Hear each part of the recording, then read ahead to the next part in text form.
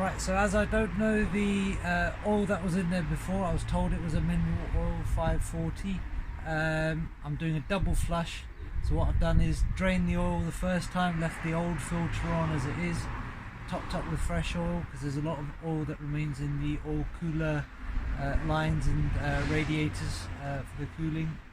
I'm going to run the engine up to temperature, drop the oil again, new filter, and then top up, and we should be good. Oil dipstick has been checked, it's about halfway, which should be fine. Caps on, let's start her up.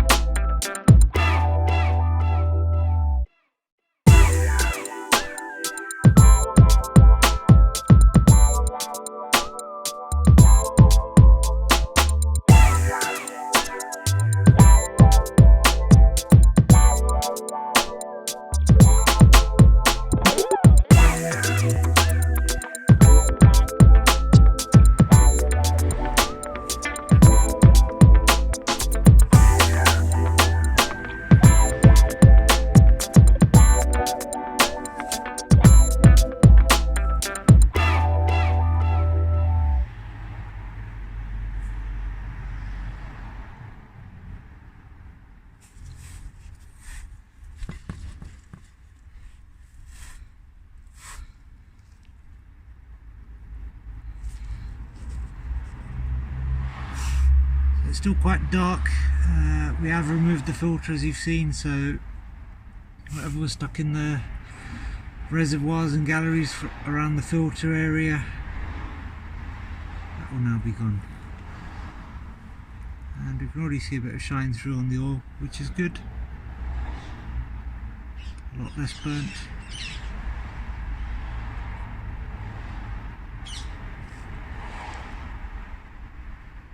And we'll get that new filter back on.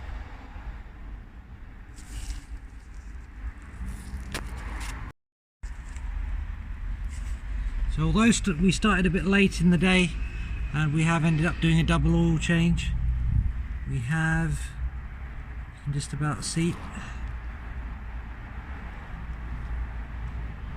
a nice new oil filter, a couple of drips which we'll clean up, new oil. We've got through 2 gallons, put the top on, dipsticks down, level is checked, but we'll check it again once hot.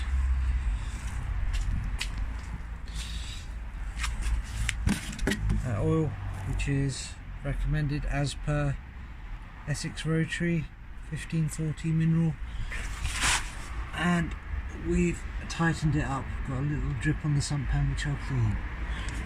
Let's give the car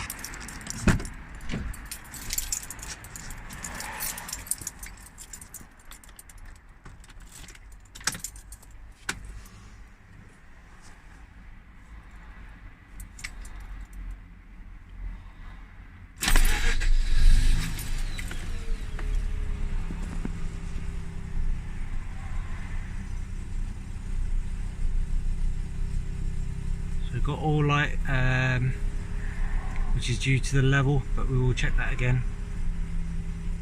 Otherwise, nice clean start.